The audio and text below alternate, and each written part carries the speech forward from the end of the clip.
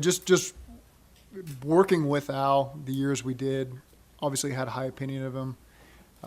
Watching Notre Dame these last couple of years, was just he just did such a tremendous job. Knew that he'd be able to walk in this building and we'd be able to hit the ground running. He's got great familiarity with some of the players, some of the coaches we have on staff.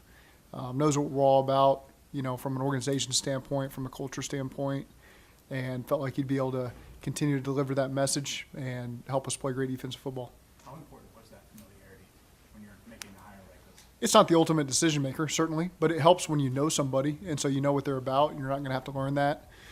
Feel each other out. He knows me. I know him, and so again, that was really just a bonus. I'd say it wasn't the decision driver, but it was a bonus.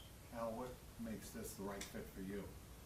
Well, Zach already alluded to it, just the familiarity, the comfort level, the fact that I enjoyed so thoroughly my last time here with the Brown family and working with Zach, and the familiarity with everybody on the staff, and obviously knowing exactly what Coach wants from an organization, from a culture, and being confident that I can give him what he needs. Do you think that familiarity also leads to the ability to get the most out of what is right here now?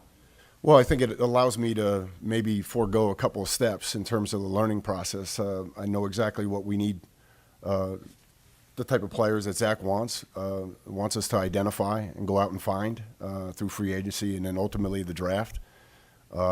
I know what the Brown family expects, which is important.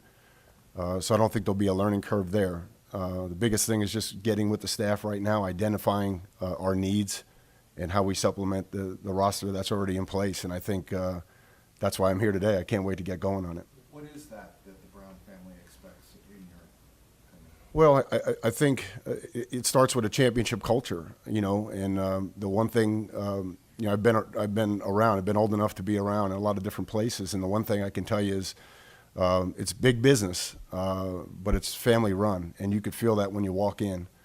So making sure we identify people that are congruent with our culture and our values, and we always talked about when I was here last time, just how many gym rats can you get on your team, and how many leaders can you get on your team? How many football guys? Like Orlando just stopped in to see me and out of nowhere, and he couldn't stop talking. And I mean that in the kindest way. Like, he was just so energized, and so I was like, "You were a captain, weren't you?" And I said, "I could tell," and like those are the kind of guys. When we were here last time, just some of the linebackers that we identified were, they were leaders.